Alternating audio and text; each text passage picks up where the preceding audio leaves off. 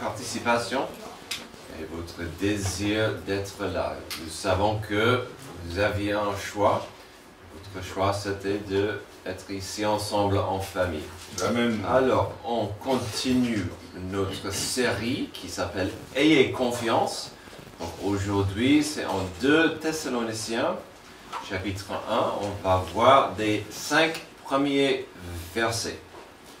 Alors, on a terminé 1 Thessaloniciens la semaine dernière, donc on commence le 12e épître.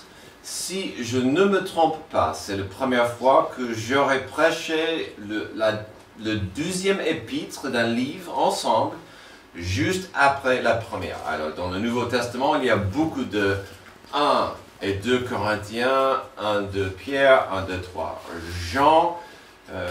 Je n'ai jamais fait la suite juste après la première. Et donc, pour moi, ça sera la première fois que j'entame la suite tout de suite.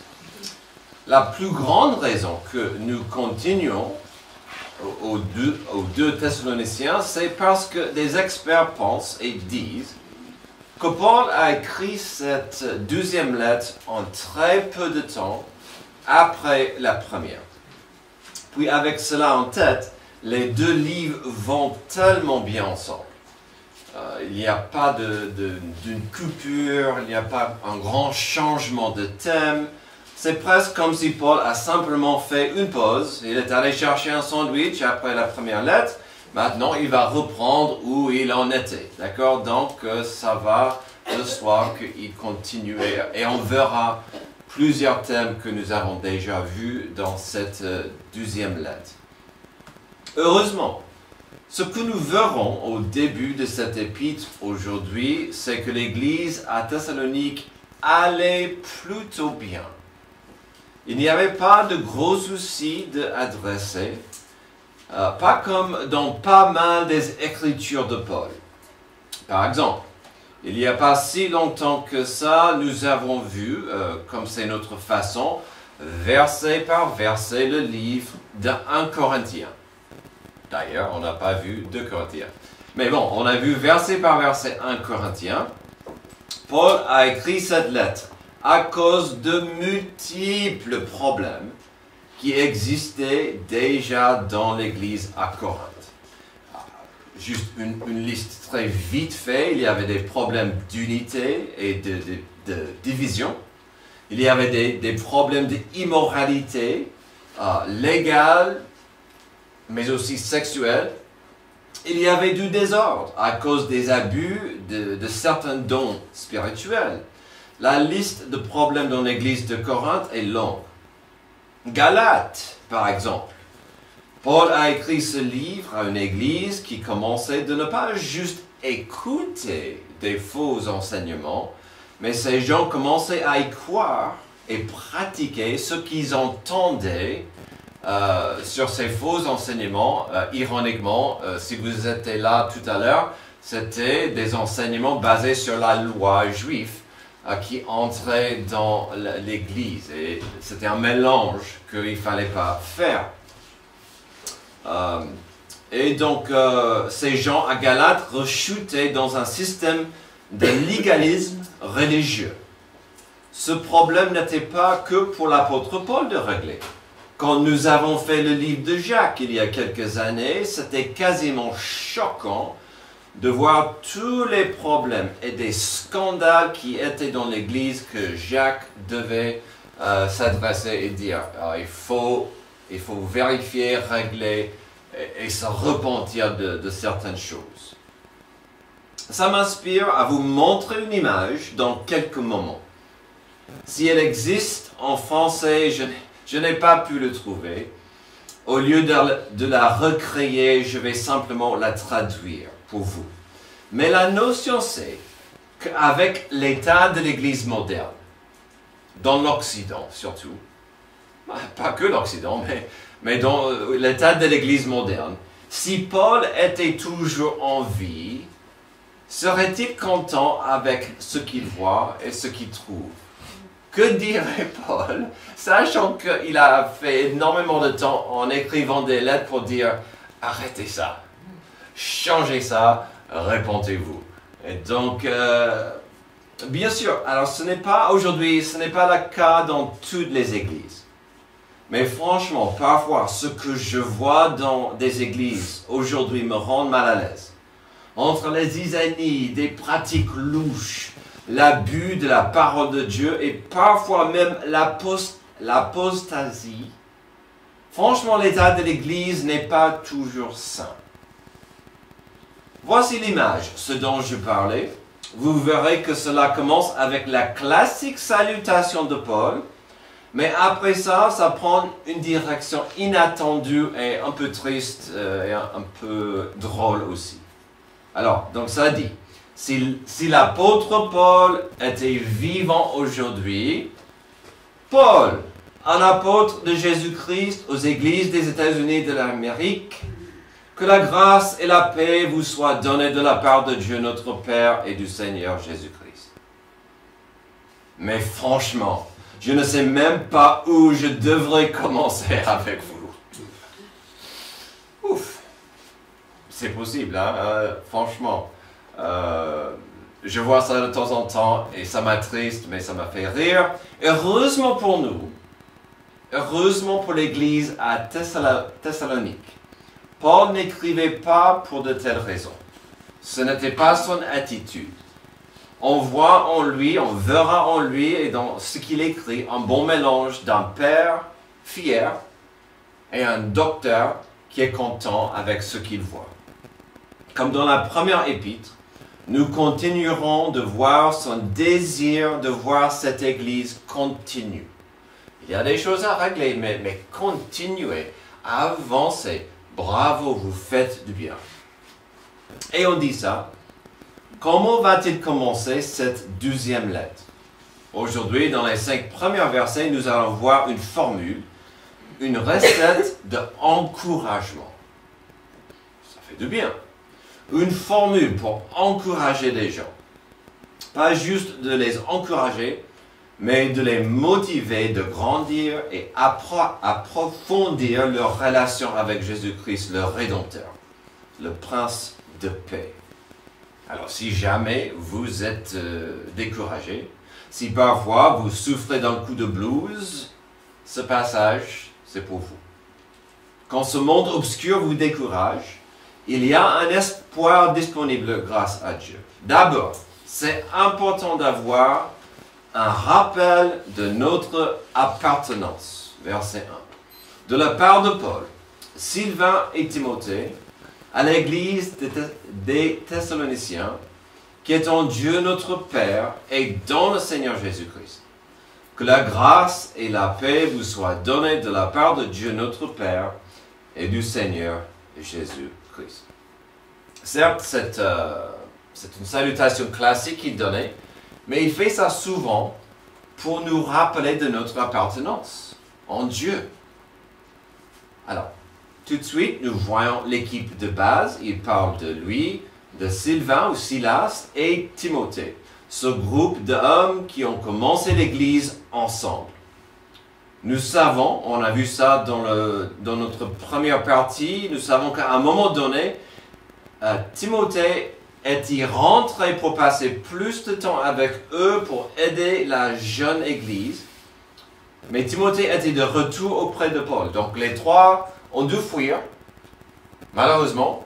Après, Timothée est rentré, il a passé du temps, et après, Timothée est rentré à Paul. Donc, on voit que l'équipe, les trois mousquetaires sont ensemble, et donc Paul dit, on est là, ça va bien,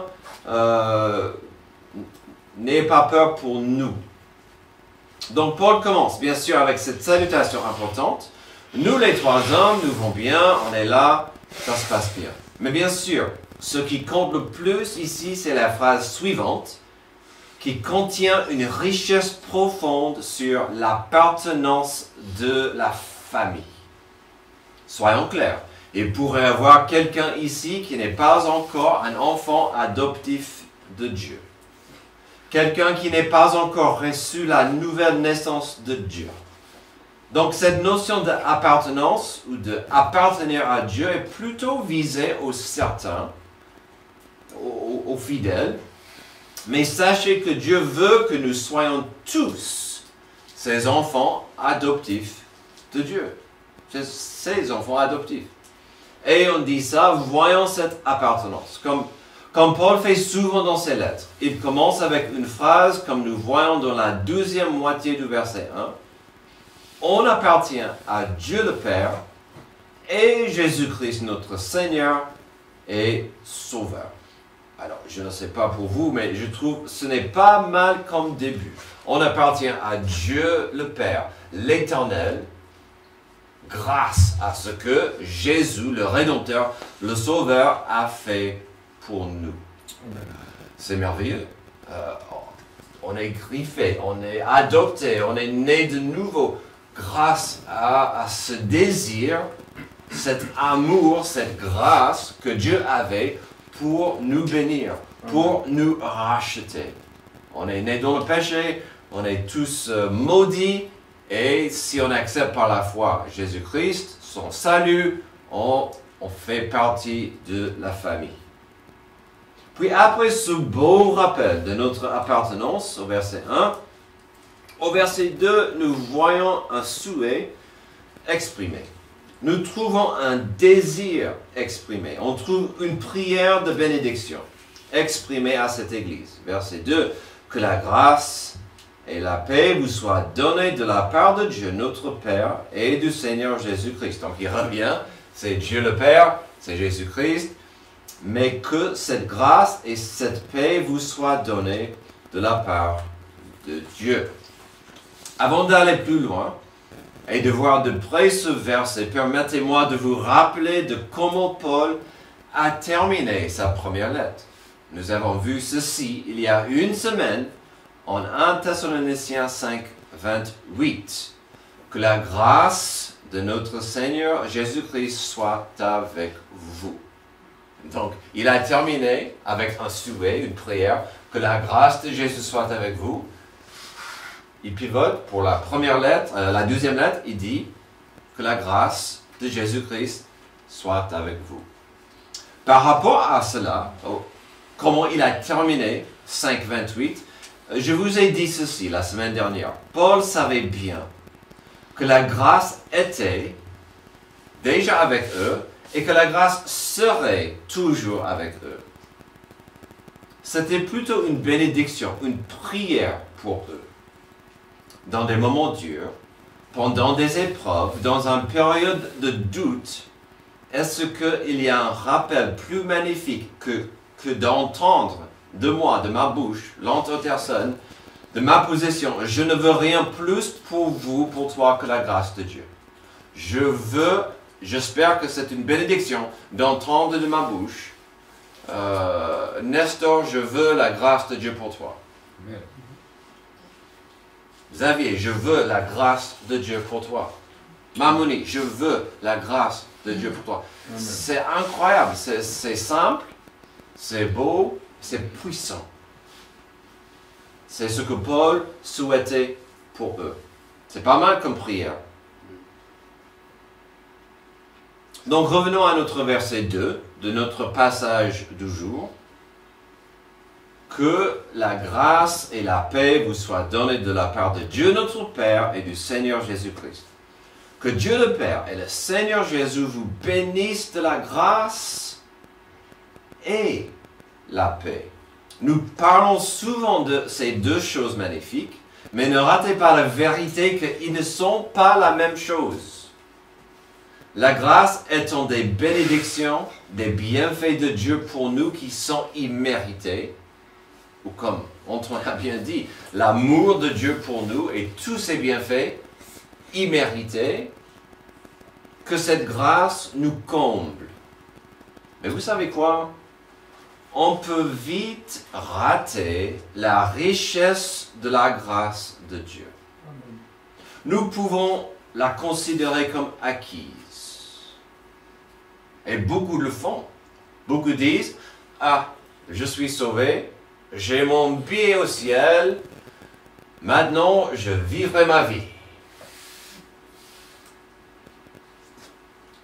Nous pouvons souvent perdre notre reconnaissance pour la grâce de Dieu Et ça peut se manifester dans des douzaines de niveaux. Quand on perd un peu la reconnaissance de la grâce de Dieu, ça peut toucher combien et comment je prie, combien et comment je donne, combien et comment je viens à l'église, combien et comment je partage. Voici quelques exemples, mais ça pourrait toucher plein de niveaux quand notre reconnaissance pour la grâce s'affaiblit. Puisque la grâce et la paix ne sont pas pareilles, ça va de soi que Paul va souhaiter les deux. Car souvent, si on n'apprécie pas correctement la grâce de Dieu, qu'est-ce qui se passe? On aura des absences de paix qui suivent. Ça, c'est une possibilité. L'autre, c'est qu'un enfant adoptif de Dieu pourrait rester bien reconnaissant pour la grâce de Dieu dans sa vie. Merci Dieu pour ta grâce, mais quand même, ce qui se passe, dans cette vie pourrie, on peut laisser nos circonstances corrompre et accaparer notre paix. Et c'est surtout sa paix qui compte. Donc il y a la grâce, il y a la paix de Dieu, et c'est un équilibre magnifique ensemble, mais parfois on peut laisser les deux à côté ou s'affaiblissent. Donc on a commencé avec l'importance de ne pas oublier notre appartenance. Est-ce que vous comprenez les richesses disponibles si vous êtes un enfant adoptif de Dieu? Un co-héritier avec Jésus-Christ. Alors, sans rembobiner trop, je vous encourage de lire et relire Éphésiens 1 à 15, parce que c'est tellement rempli de notre richesse en Dieu, y compris notre identité. Notre identité en Christ est plus que capitale, elle est primordiale. Mais souvent, c'est la première chose qui commence à devenir faible et floue. Quand ce monde obscur vous décourage, il y a un espoir disponible grâce à Dieu. Après cette belle appréciation de notre appartenance, nous trouvons ici une deuxième chose à comprendre ou d'apprécier. Il s'agit d'une reconnaissance pour notre croissance. Verset 3. Frères et sœurs, nous devons constamment dire à Dieu toute notre reconnaissance à votre sujet. Et cela est juste, parce que votre foi fait de grands progrès et que l'amour mutuel que vous vous portez tous augmente de plus en plus. Oh, ce passage est magnifique. Il dit, « Je suis reconnaissant de voir la croissance en vous. » Et ce n'est pas n'importe quelle croissance, et on verra ça. Il parle, votre foi et votre amour grandissent. Les deux grandissent, et c'est magnifique à voir. Comme j'ai dit tout au début, Paul n'est pas grincheux. Il n'est pas déçu, il n'est pas dans une attitude de punition. Il veut les encourager à continuer de grandir, de croître. Quel domaine impressionnait Paul le plus ici? D'abord, il a commencé avec leur foi. Ici, la notion du mot parle de leur confiance en Dieu, malgré leurs circonstances, malgré leurs épreuves. Et on va en parler en quelques minutes parce qu'il y avait des circonstances, des épreuves, des problèmes. N'oublions pas que dans 1 Thessaloniciens, le doute commençait à s'installer vis-à-vis de certains sujets. On a vu ça. Un des problèmes qui existait dans l'église de Thessalonique, c'était que les gens disaient « Ah, Jésus ne revient pas. » Ou il est revenu, il vous a abandonné, il vous a laissé. Et donc, il y avait certains doutes, et Paul dit, votre foi grandit, bravo, continuez comme ça, votre foi est un modèle pour d'autres. Aussi, un autre aspect de ce mot foi, c'est la fidélité. Il est fier de leur fidélité. C'est là où je dois ajouter leur fidélité au carré, leur fidélité à Dieu et leur fidélité à l'Église, aux autres. Vous êtes fidèles, vous restez fidèles, vous n'êtes pas rejetés dans votre ancien monde de idolâtrie ou religion ou je ne sais quoi. Vous avez resté fidèles. Bravo, merci bien. Comme un père qui aime bien ses enfants, comme un bon médecin, nous voyons ici Paul en train de dire bravo. Il est évident que vous grandissez dans la foi. Il y a certaines valeurs tangibles, il y a certaines choses qui portent du fruit dans l'enfant adoptif de Dieu. Et quand on peut voir la fidélité au carré et une foi grandissante dans la volonté de Dieu, malgré des circonstances, cela devient une grande bénédiction pour l'Église. Je me répète, quand on voit la fidélité tangible, les fruits de la fidélité et la foi dans les gens, ça devient une bénédiction pour l'Église. C'est magnifique de voir les gens grandissent dans la foi. C'est pourquoi il dit, on est reconnaissant. Nous sommes reconnaissants pour cette croissance. Ensuite, Paul a mentionné l'amour qu'ils avaient les uns pour les autres. Il y a plein d'experts sur les églises aujourd'hui. Il y a plein d'experts sur les églises qui peuvent vous dire ce qui fait d'une une église un corps en bonne santé. Souvent, ces personnes écrivent des beaux livres sur la longue liste de choses qu'on devrait voir dans une église qui a une bonne santé. Bibliquement parlant, pour moi, la liste devrait commencer quelque part par ici.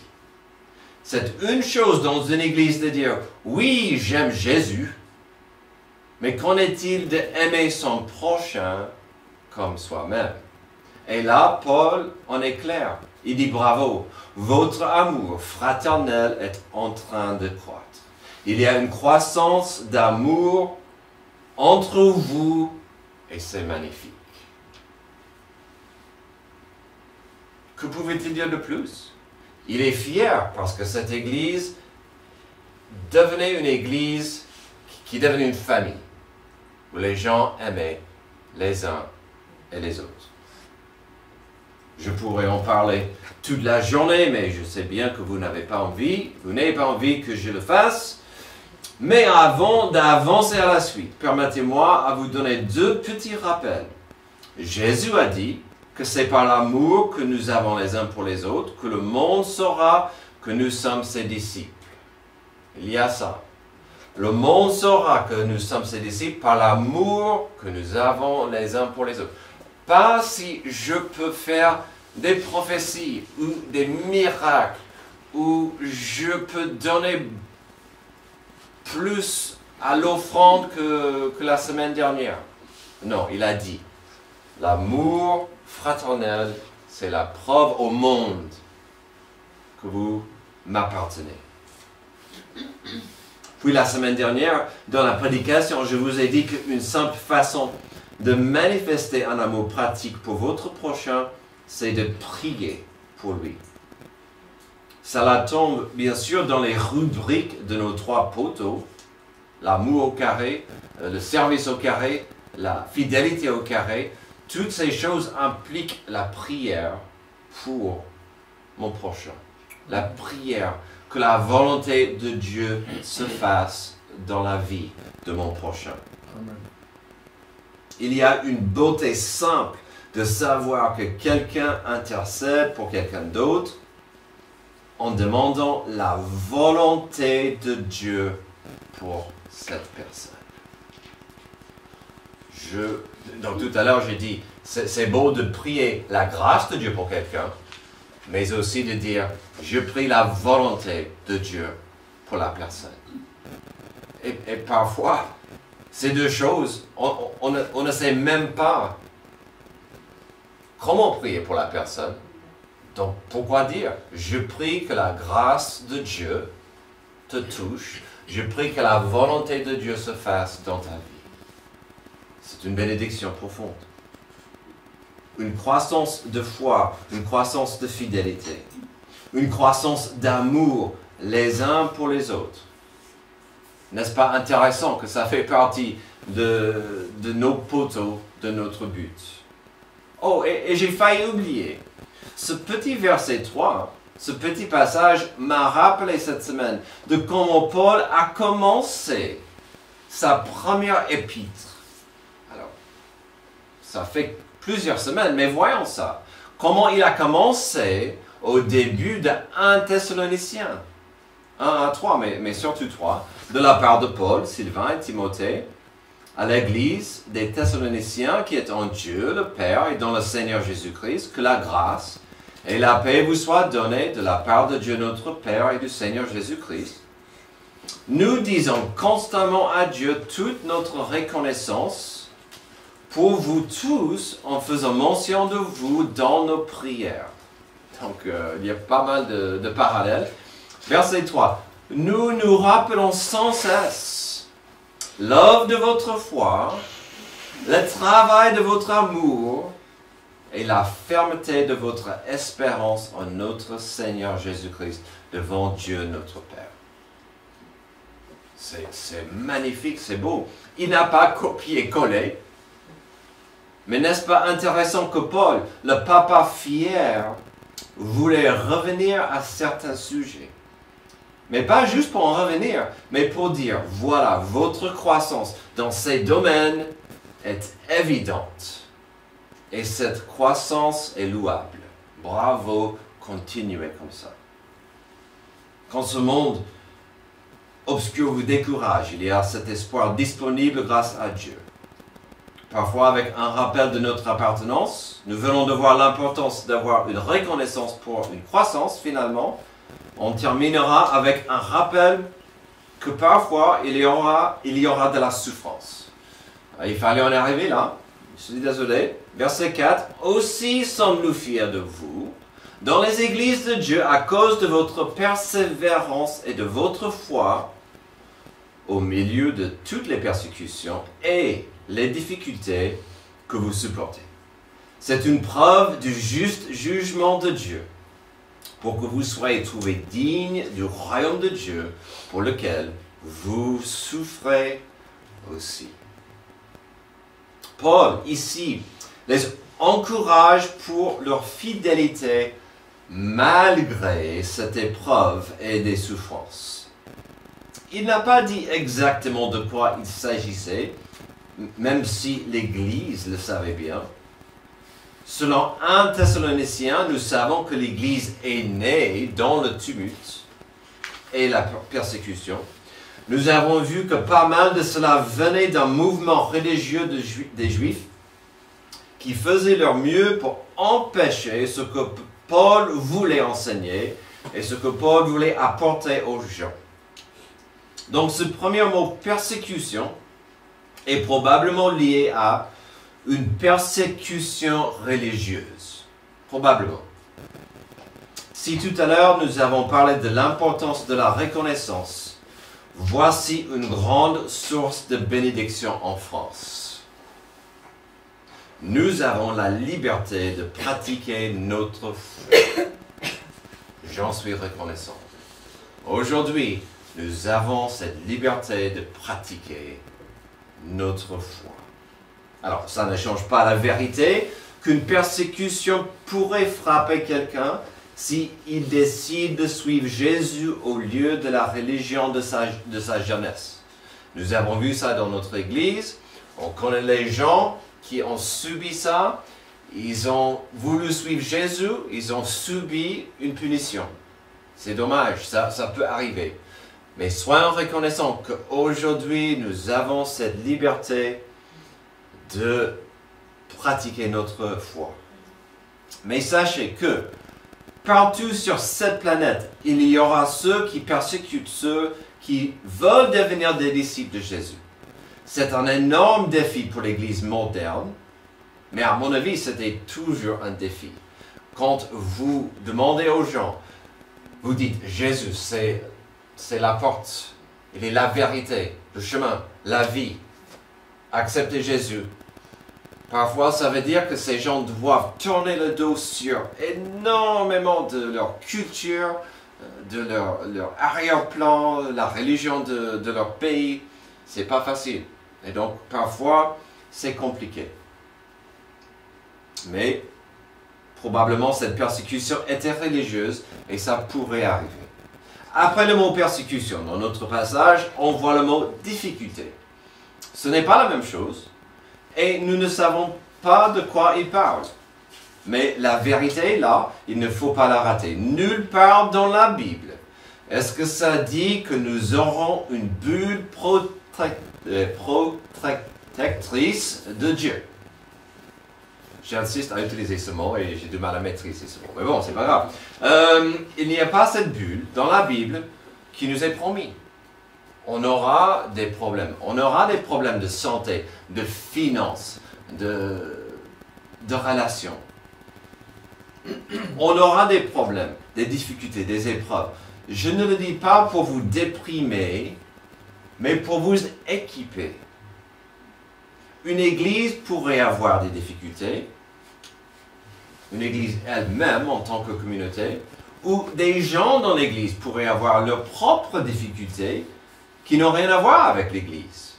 Et si on faisait un sondage aujourd'hui pour voir combien entre nous aurions quelques difficultés en ce moment, ça serait intéressant.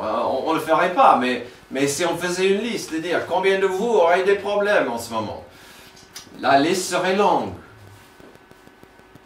Priez les uns pour les autres. Mais que dit Paul? On est fiers de vous et votre fidélité malgré tout cela. Il a dit, votre foi et votre persévérance. Ça veut dire que cette difficulté n'était pas comme une crampe physique qui arrive subitement, mais part assez vite. On sait bien, quand on reçoit une crampe, c'est douloureuse, mais ça va partir. Non, ce n'est pas l'idée qu'on a ici. Ce n'est pas une crampe. C'est un problème qui subsiste, qui dure un moment. Paul a dit qu'il supportait tout cela. Comment alors est-ce qu'il supportait ça? Avant de voir le verset 5 qui va nous en éclaircir plus, permettez-moi de vous dire une façon ce dont ils ont supporté ces problèmes. Il s'agit d'un petit mot que nous avons beaucoup utilisé dernièrement, le petit mot grâce. Les bienfaits, les bénédictions de Dieu que nous ne pouvons pas mériter. L'amour de Dieu et tous ses bienfaits qu'on ne peut pas mériter, ça nous aide, ça nous booste, ça nous porte, ça nous encourage dans les difficultés. Heureusement, la grâce de Dieu est là pour nous aider. Aussi, avant d'avancer au verset 5, j'aimerais vous rappeler de quelque chose que Jésus a dit. Et ça va mieux expliquer ce que nous venons de voir et ce que nous allons voir dans quelques moments. À Jean 15, lorsque Jésus parlait à ses disciples, il a dit ceci, et c'est frappant. Si le monde, verset 18, si le monde vous déteste, sachez qu'il m'a détesté avant vous. Si vous étiez du monde, le monde vous aimerait, car vous seriez à lui. Vous n'êtes pas du monde, mais je vous ai choisi du milieu du monde. C'est pour cela que le monde vous déteste. C'est clair. Il y a deux camps. Notre message, en tant qu'Église, doit toujours tourner autour de l'amour et la paix de Dieu. Que Dieu est le Rédempteur. Mais ce message implique certaines choses que beaucoup de gens ne sont pas prêts à entendre ni à accepter. Par exemple, la repentance. De tourner mon cœur, ma vie vers Dieu. La notion que j'aurais besoin d'un sauveur. La redevabilité. Il y a beaucoup de choses qui sont difficiles pour les gens d'accepter. Mais notre message doit toujours tourner autour de la grâce de Dieu. Continuons, terminons avec le verset 5. C'est une preuve du juste jugement de Dieu pour que vous soyez trouvés dignes du royaume de Dieu pour lequel vous souffrez aussi. Alors, ne prenez mal ce verset, la souffrance n'est pas une obligation pour aller au ciel. Heureusement. La souffrance n'est pas une obligation pour recevoir la nouvelle naissance, pour devenir un enfant adoptif de Dieu. Quelque part, ce verset nous rappelle de notre troisième point. On ne peut pas rater la souffrance dans ce monde. C'est ce que nous faisons avec la souffrance. C'est ce qui compte. Quelques exemples importants. De la bouche de Jésus lui-même, nous avons ceci. Luc 6, 22. Heureux serez-vous lorsque les hommes vous haïront, lorsqu'on vous chassera, vous outragera, et qu'on rejettera votre nom comme infâme à cause du Fils de l'homme. Réjouissez-vous en ce jour-là et tressaillez d'allégresse parce que votre récompense sera grande dans le ciel, car c'est ainsi que leur Père traitait les prophètes. De la bouche de Pierre, plus tard, nous avons ceci, 1 Pierre 2. Car c'est une grâce de supporter des difficultés en souffrant injustement pour garder bonne conscience envers Dieu. En effet, quelle gloire y a-t-il à endurer de mauvais traitements si vous commettez des fautes? Mais si vous endurez la souffrance, alors que faites-vous ce qui est bien? Que vous faites ce qui est bien. C'est une grâce aux yeux de Dieu. De fait, c'est à cela que vous avez été appelés, parce que Christ aussi a souffert pour nous, vous laissant un exemple afin que vous suiviez ses traces. Revenons à notre verset 5 de notre passage du jour. C'est une preuve du juste jugement de Dieu pour que vous soyez trouvés dignes du royaume de Dieu pour lequel vous souffrez aussi. Personne n'est épargné de la souffrance. Quand on est écorché et écrasé, ce que Dieu veut voir sortir de nous, c'est sa gloire et sa grâce. Dans une semaine, lorsqu'on continue ce passage, on verra la suite de la notion de jugement et de la justice. Dieu aura sa justice. Mais en attendant, pouvons-nous communiquer la paix et l'amour autour de nous dans ce monde brisé et égoïste?